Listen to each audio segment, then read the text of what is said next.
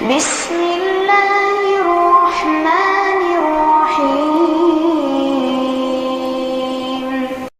يا أيها الناس اتقوا ربكم الذي خلقكم من نفس واحدة وخلق منها زوجها وبث منهما رجالا كثيرا ونساء واتقوا الله الذي تساءلون به والأرحام إن الله كان عليكم رقيبا وآتوا اليتامى أموالهم ولا تتبدلوا الخبيث بالطيب ولا تأكلوا أموالهم إلى أموالكم إنه كان حوبا كبيرا.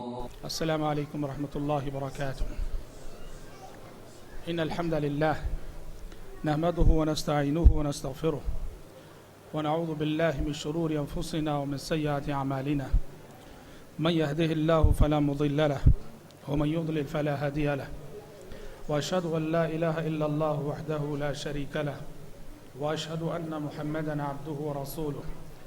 يا أيها الذين آمنوا اتقوا الله حق تقاته ولا تموتن إلا وأنتم مسلمون. يا أيها الناس اتقوا ربكم الذي خلقكم من نفس واحدة وخلق منها زوجها وبث منهما رجالا كثيرا واتقوا الله الذي تساءلون به والأرحام إن الله كان عليكم رقيبا. يا أيها الذين آمنوا اتقوا الله وقولوا قولا سديدا يصلح لكم أعمالكم ويغفر لكم ذنوبكم ومن يطع الله ورسوله فقد فاز فوزا عظيما. أما بعد فإن خير الحديث كتاب الله وخير الهدي هدي محمد صلى الله عليه وسلم وشر الأمور محدثاتها وكل محدثة بدعة وكل بدعة ضلالة وكل ضلالة في النار. أعوذ بالله السميع العليم من الشيطان الرجيم من همزه ونفخه ونفسه ولا تنسوا الفضل بينكم إن الله بما تعملون بصير. محترم صدر اجلاس، اسٹیج پر تشریف فرما علماء کرام، ذمہ داران مسجد، شرکائے اجلاس اور پردہ نشین خواتین اسلام، آج مسجد خلیل اللہ میں ہم سب ضلعی جمعیت اہل حدیث بنگلور کے تحت منعقد ہونے والے ماہانہ پروگرام میں اکٹھا ہیں، جمع ہیں. یقیناً بہت ہی زیادہ قابل مبارکباد ہیں اس مسجد کے موقر ذمہ داران جنہوں نے الحمدللہ بہت ہی قلیل سی مدت میں اس مسجد کو ہر ناحیے سے، انتظامی ناحیے سے، علمی ناحیے سے، ہر ناحیے سے ہمارے شہر بنگلور کی ایک مثالی اور آئیڈیل مسجد بنا دیا ہے. اللہ تبارک و تعالیٰ ان کے خلوص کو، ان کی محنت کو اور ان کی کوششوں اور کاوشوں کو قبول فرمائے اور مزید انہیں حوصلہ دے اور مزید توفیق سے نوازے. بھائیو، آج کے اس اجلاس میں میرا جو عنوان ہے وہ ابھی آپ نے سنا ہے کہ دین میں معاملات کی اہمیت بڑا اہم موضوع ہے.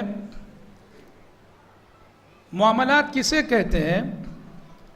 زندگی میں ہم جو دوسروں کے ساتھ تعامل کرتے ہیں، بزنس کرتے ہیں، کوئی چیز خریدتے ہیں، کوئی چیز بیچتے ہیں، کبھی قرض کا لین دین ہوتا ہے، کسی سے وعدہ کرتے ہیں، کسی سے عہد و پیمان ہوتا ہے، کوئی ہمارے پاس امانت لا کے رکھتا ہے، کسی کو مزدوری پہ ہم لیتے ہیں. ہمارے پڑوس کے ساتھ ہمارا جو سلوک ہے، دوسروں سے بات کرتے ہوئے ہماری جو زبان ہے، ہمارا جو سلیقہ ہے، ایسے بہت سارے پہلو ہیں جو اس موضوع کے تحت آتے ہیں، دین میں معاملات کی اہمیت. اور اگر معاملات کی بات کی جائے بھائیوں، تو مجھے معاف کیجئے، بڑے افسوس کے ساتھ کہنا پڑتا ہے کہ آج کل دیندار لوگوں کی سب سے بڑی کمزوری معاملات.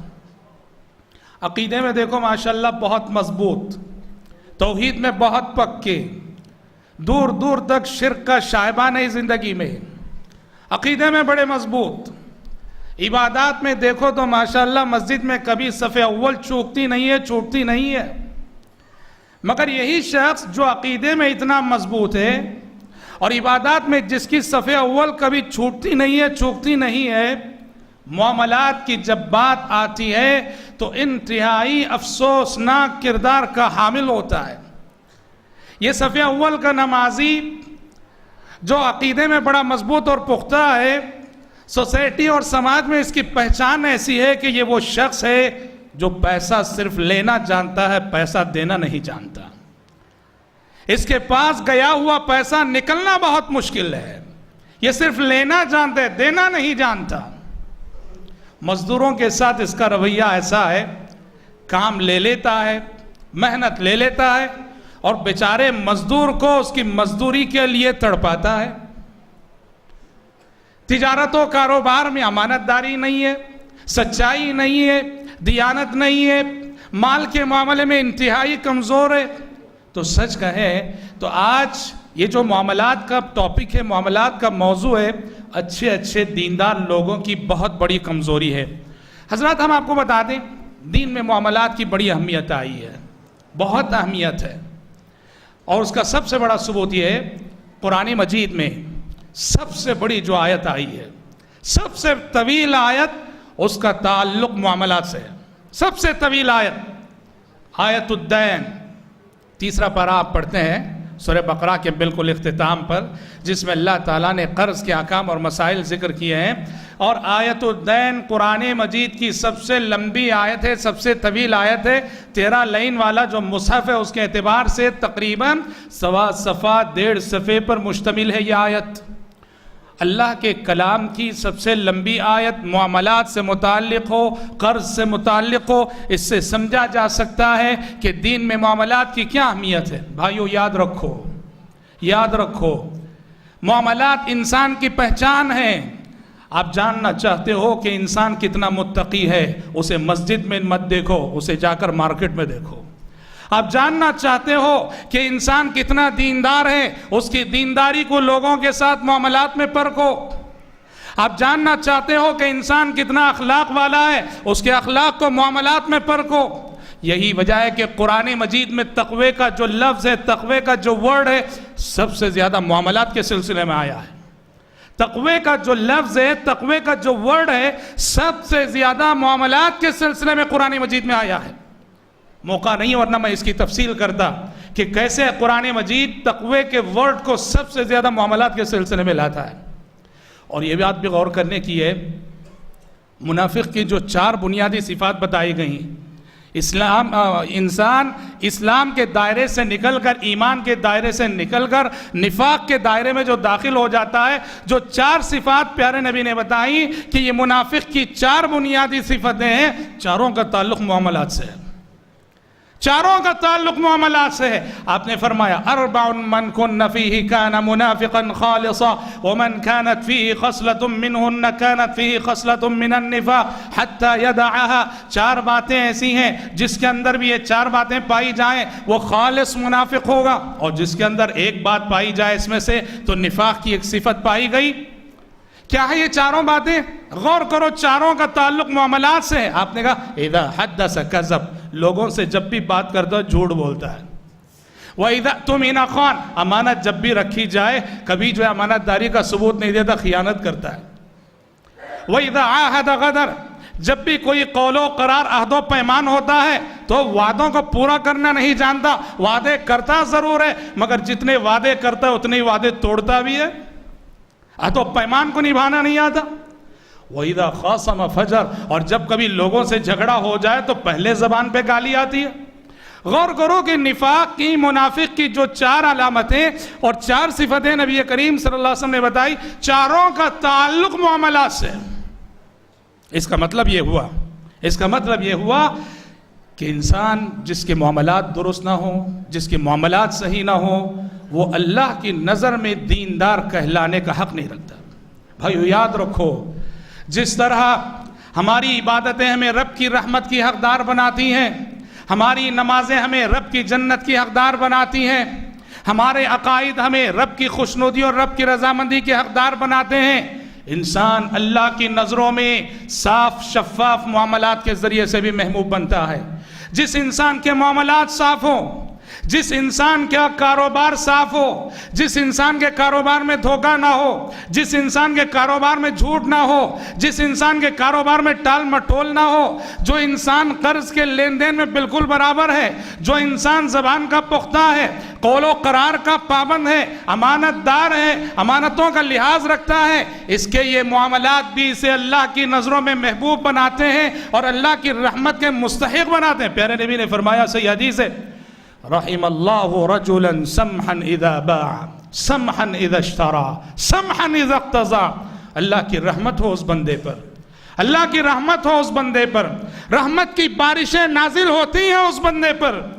جو بزنس کرتا ہے تو بڑی نرمی کے ساتھ کرتا ہے، کوئی چیز خریدتا بھی ہے نرم مزاجی سے خریدتا ہے، کوئی چیز دیتا ہے سامنے والے کو بیچتا ہے نرم مزاجی سے بیچتا ہے، اور کسی سے اس کا حق ملنا ہے اپنے حق کا تقاضا بھی کرتا ہے تو نرم مزاجی سے کرتا ہے۔ پیارے نبی نے کہا رحمت کی بارش نازل ہوتی ہے ایسے بندے پر جو اپنی نرم مزاجی کا ثبوت تجارت میں دیتا ہے، کاروبار میں دیتا ہے، لین دین میں دیتا ہے، قرض میں دیتا ہے اور معاملات میں دیتا ہے۔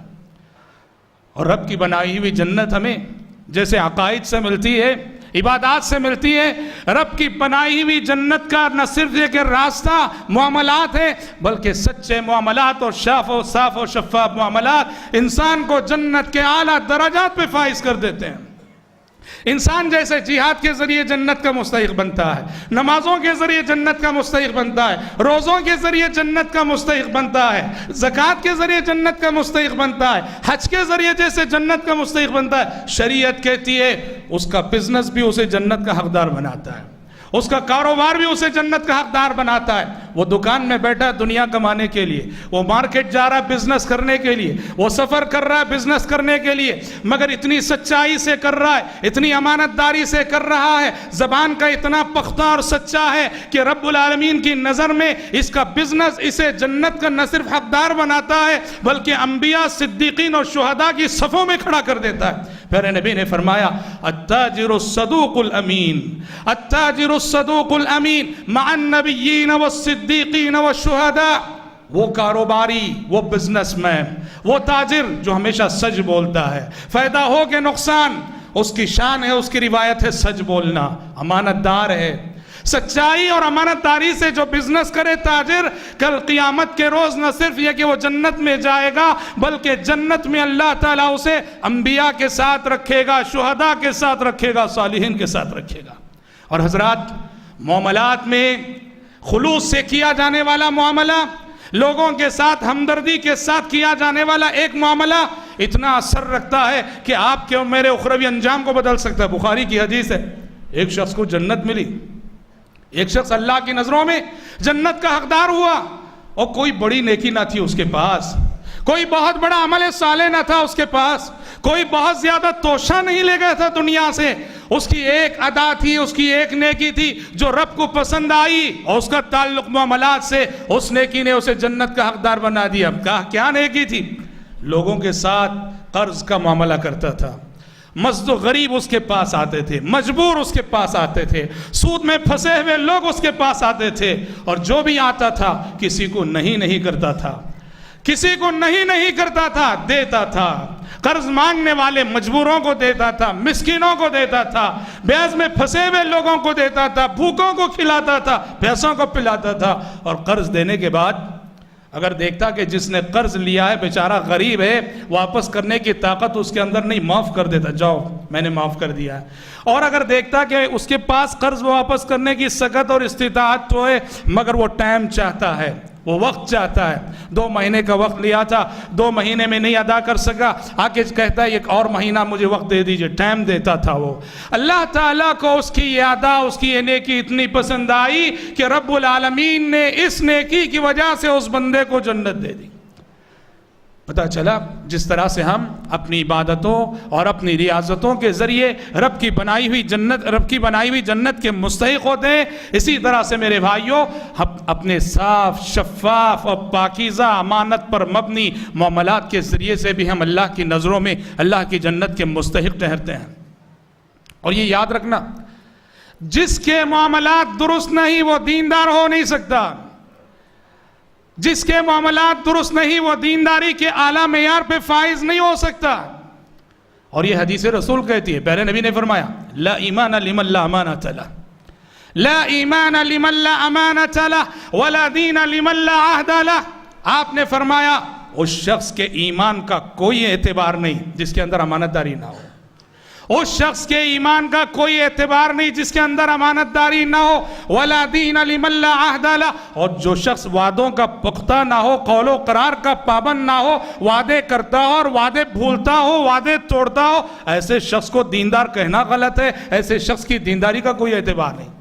حدیث رسول صاف کہہ رہی ہے، پیارے نبی فرما رہے ہیں کہ جس کے پاس امانت داری نہیں اسے ایمان والا نہ کہو، اور جس کے پاس وعدوں کا پاس و لحاظ نہیں اسے دیندار ہونے کا ٹائٹل نہ دو اور دیندار کا لقب نہ دو۔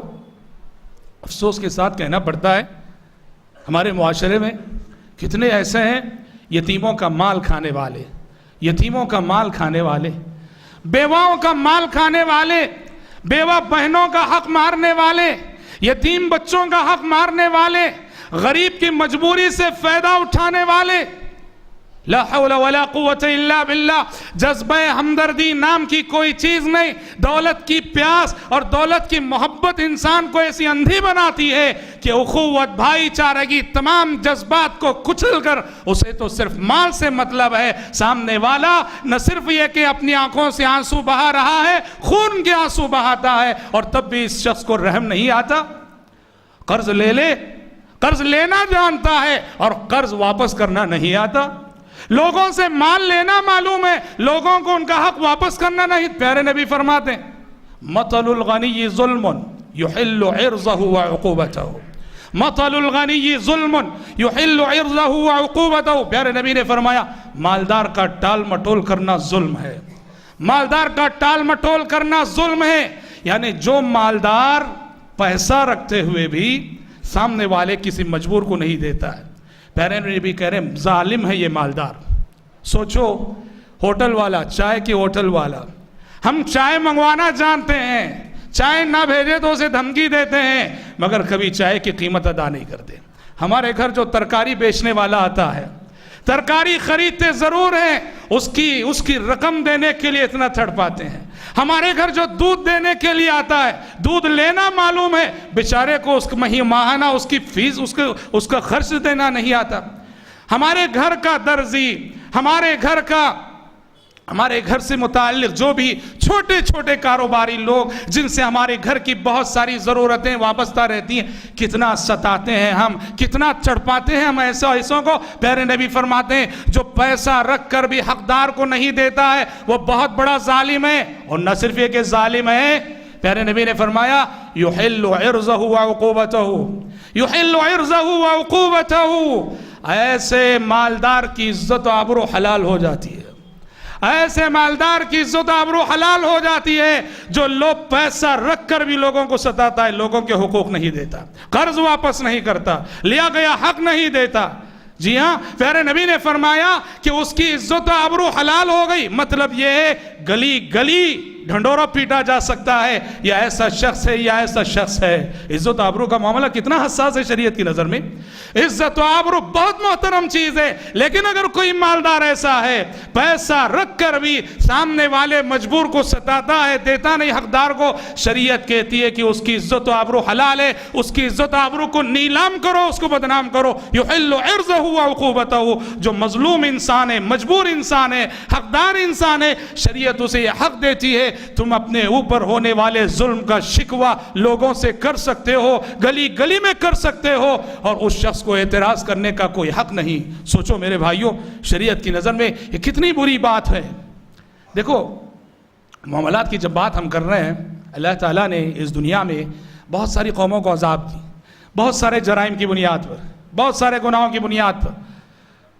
قوم عاد پر اللہ تعالیٰ نے آندھیاں مسلط کی، قوم سمود کو زبردست چیخ و پکار کے ذریعے ہلاک کر دیا گیا، قوم لوط پر آسمان سے پتھروں کی بارش برسائی گئی، لیکن سب سے سخت عذاب کس کو دیا گیا جانتے ہیں؟ سب سے سخت عذاب، اگر قرآن مجید کے نصوص کا مطالعہ ہم کریں گے ہمیں پتہ چلے گا کہ قرآن مجید کے مطابق گزشتہ تاریخ میں گزری ہوئی قوموں میں سب سے سخت عذاب جو اللہ نے دیا ہے ایک ناحیے سے وہ قوم شعیب کو دیا ہے، شعیب علیہ السلام کی قوم کو۔ شعیب علیہ السلام کی قوم، کیا جرم تھا؟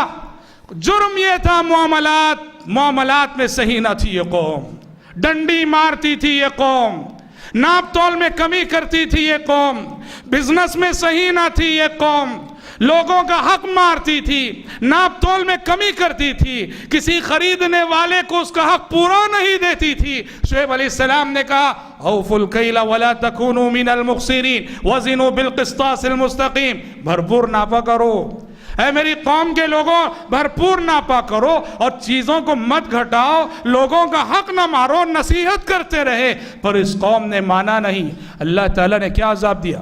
قرآن مجید نے 3 مختلف مقامات پر 3 عذابات کا تذکرہ کیا ہے۔ ایک جگہ قرآن نے کہا فَأَخَذَتْهُمُ الرَّجْفَةُ، زلزلے نے اس قوم کو آ لیا۔ ایک جگہ قرآن نے کہا أَخَذَتْهُمُ الصَّيْحَةُ، چیخ و پکار نے اس قوم کو آ لیا۔ ایک جگہ قرآن نے کہا فَأَخَذَهُمْ عَذَابُ يَوْمِ الظُّلَّةِ، سائبان والے دن کے عذاب نے آگ برسائی گئی اس قوم پر۔ تین عذابات اللہ نے اس قوم پر مسلط کیے، چیخ و پکار کا عذاب، زلزلے کا عذاب، آگ کا عذاب۔ اللہ تبارک و تعالیٰ نے 3 عذابات مسلط کیے اس قوم پر۔ کہتے ہیں کہ گرمی مسلط کی گئی سب سے پہلے، گرمی سے پریشان تھے، اچانک آسمان میں بادل کا ایک ٹکڑا نظر آیا، وہ سمجھے کہ شاید ابھی بارش ہوگی، ساری قوم جو گرمی سے پریشان تھی بادل کے اس ٹکڑے کے نیچے آ کھڑی ہوئی۔ اچانک آسمان کے میں جو بادل تھا اس بادل سے آگ برسی، زمین میں زلزلہ آیا اور ایک زبردست چیخ و پکار کے ساتھ یہ قوم ہلاک کر دی گئی۔ 3 عذابات اللہ نے اکٹھا کیا اس قوم پر، جس قوم کی خرابی شرک کے ساتھ معاملات سے تعلق رکھتی تھی۔